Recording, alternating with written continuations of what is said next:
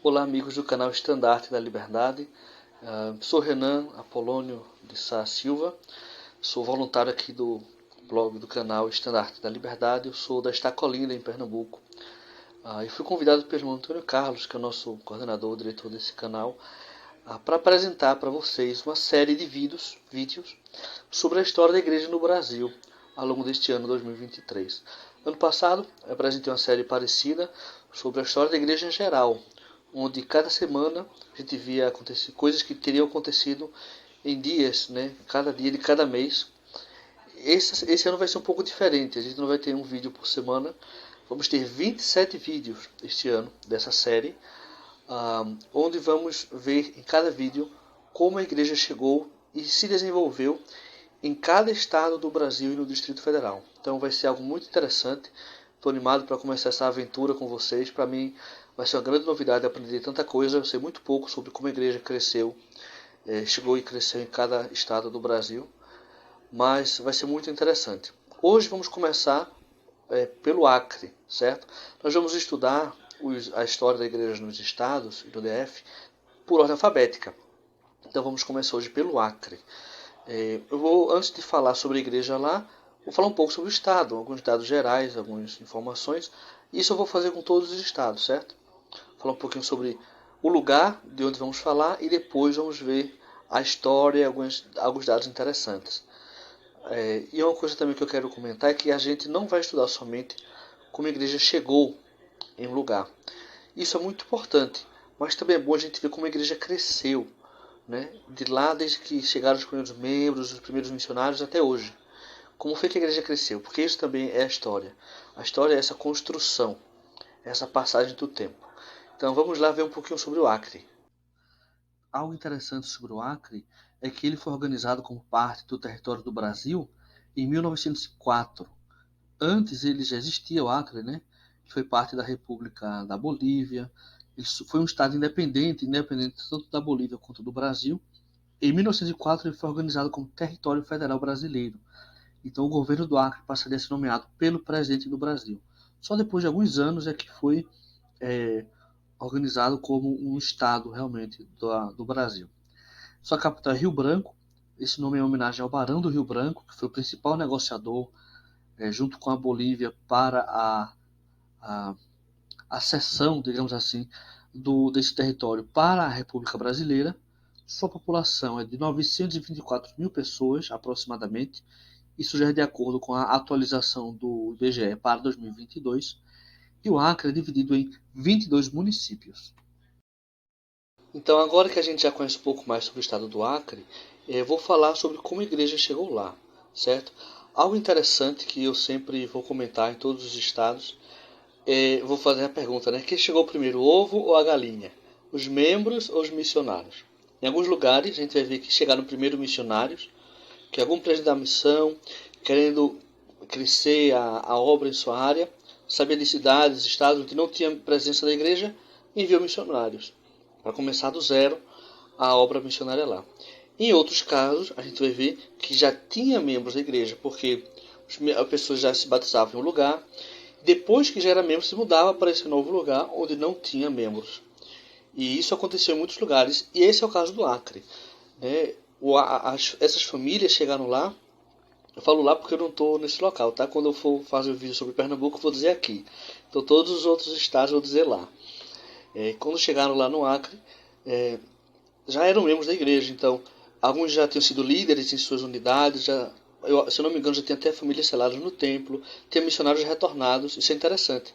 Antes de enviar os primeiros missionários, o Acre já tinha missionários retornados, porque as pessoas dessas famílias já tinham servido missão, inclusive um já voltou para casa direto para o Acre. Ele foi para a missão em uma ala, quando voltou para casa sua família já estava no Acre e ele foi direto para lá.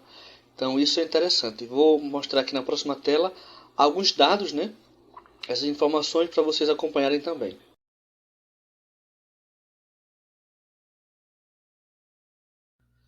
Então, como eu mencionei, a igreja chegou, os membros da igreja, né, na verdade, chegaram no Acre no final da década de 80. Em julho de 87 já tinham se reunido algumas famílias, né, que eu mencionei no slide anterior. E eles receberam aí nesse dia, nesse mês, o dia exato eu não consegui encontrar, foi organizado o primeiro grupo de membros. Um grupo não é uma unidade da igreja ainda, mas é o início de uma organização, né? E é feito por autorização sempre de um presidente de missão ou, em alguns casos, pode ser de um presidente de estaca também, onde já tem uma estaca organizada. Mas hoje em dia é muito raro acontecer isso na estaca, o normal é através de uma missão. E na época era o presidente Demar Estância, eu acho que é assim que fala, da missão Brasília. Na época, a missão Brasília, ela incluía todo o centro-oeste e todo o norte do Brasil, ou pelo menos boa parte, não sei o Pará todo, se era da missão Brasília. Mas o Acre era da missão Brasília. O irmão Tarcísio Freire foi designado o líder do grupo. Ele era membro de uma das primeiras famílias, né, que estavam lá no Acre.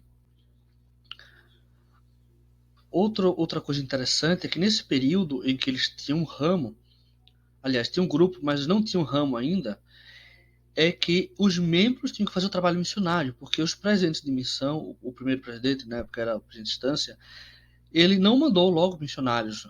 A missão não tinha missionário suficiente para mandar para lá, o transporte era difícil, não tinha orçamento para manter missionários, né, custear a presença dos missionários lá, um lugar tão longe, onde tinha uma população relativamente pequena, né, e realmente a missão Brasília era enorme. Então, os membros tinham que fazer o trabalho missionário. Eles ensinavam, convidavam pesquisadores, preparavam para o batismo. Aconteceu um caso interessante relatado por esses membros, que o irmão Maurênio Bonfim, espero ter escrito certo, ele era pesquisador, era amigo desses membros, aceitou ser batizado, mas eles não tiveram autorização para batizar. Eles tiveram que enviá-lo para Manaus, onde já tinham ramos, né, da igreja. Lá ele foi batizado, recebeu o sacerdócio arônico, né? E aí depois voltou para Rio Branco, né? Onde tinha esse primeiro grupo de membros da igreja. Então veja como as coisas eram interessantes. Isso acho muito bonito na história do Acre, porque eles passaram, é uma história bem recente, né? De 30, 40 anos, e eles passaram por todos esses estágios. Tem os membros dispersos, que se reuniram, formaram um grupo, né? Que tiveram essas experiências tão interessantes. E com o tempo, eu falei desses estágios, né, mas foi pouco tempo relativamente. Já em julho de 88, foi feita uma reunião presidida pelo irmão Allan Kardec, de Brasília, ele era conselheiro da presidência da Missão Brasília. Foi organizado o ramo Rio Branco da igreja, um ramo da Missão Brasília ainda. E esses foram os primeiros líderes, o irmão Jorge Pombeiro, presidente do ramo, Luiz Victor de Queiroz, primeiro conselheiro, Tarcísio Freire, segundo conselheiro, Luiz Credídio, secretário, e Edvaldo Queiroz, presidente do quórum. Se eu errei o nome de alguém, por favor, me perdoem, me avisem aí para eu corrigir depois, por favor, né? E esses foram os pioneiros que eram já parte dessas famílias que tinham chegado lá, né? Cada um de um lugar diferente, começaram a batizar pessoas, mas eram todos membros novos, então eles que tiveram que liderar a formação do primeiro ramo, e depois a igreja foi crescendo, né, e foram formados outros ramos. Então, somente depois de ter sido formado o ramo Rio Branco, é que o novo presidente da missão, já era o irmão Paulo Grau, ele enviou as primeiras duplas de missionários para lá. Eram duas duplas. E ele deu um desafio para os membros, né? Fez uma meta com eles, se eles conseguissem 200 referências, ele mandava missionários para lá, e os membros conseguiram, né? E eles fizeram muito sacrifício inicialmente para ajudar esses missionários a continuar com o trabalho, porque não adianta ter 200 referências e depois, né? E eles tinham que dar almoço para os missionários, fazer tudo. Nessa época eles não tinham nem capela, se reuniam na casa de um dos irmãos, dos membros das famílias, né? Tem uma história até, inclusive, que os membros fizeram os primeiros bancos para eles se sentarem nas casas e poder fazer as suas reuniões sacramentais. Então, foi assim que eles chegaram a ter missionários, foi pelo esforço deles. Então, vou fazer só uma pequena pausa aqui para comentar antes de passar para os outros fatos interessantes.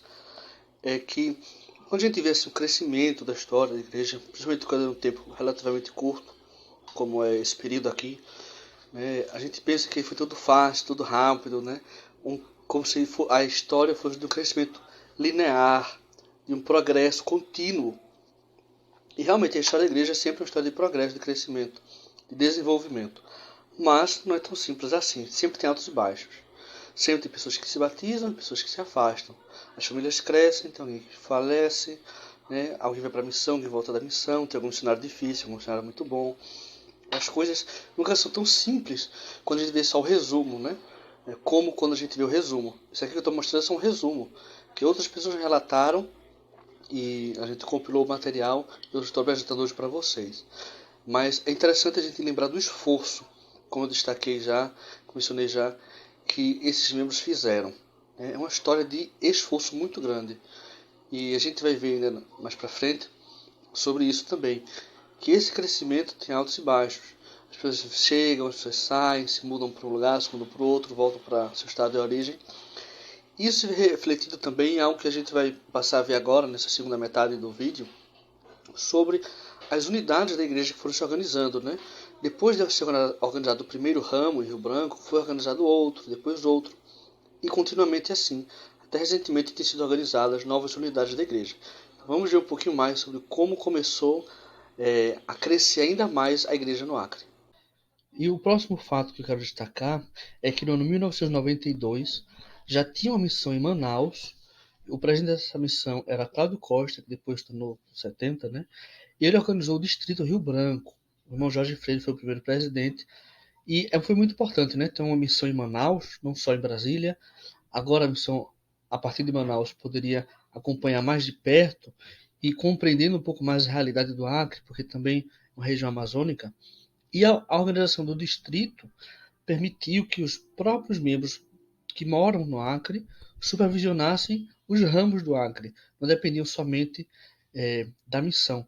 Então passou a ter vários ramos da igreja lá e cada ramo antes tinha que depender da missão, independente um do outro. Agora não, tinha um distrito para centralizar a igreja lá no Acre. E esse passo foi muito importante para o progresso também.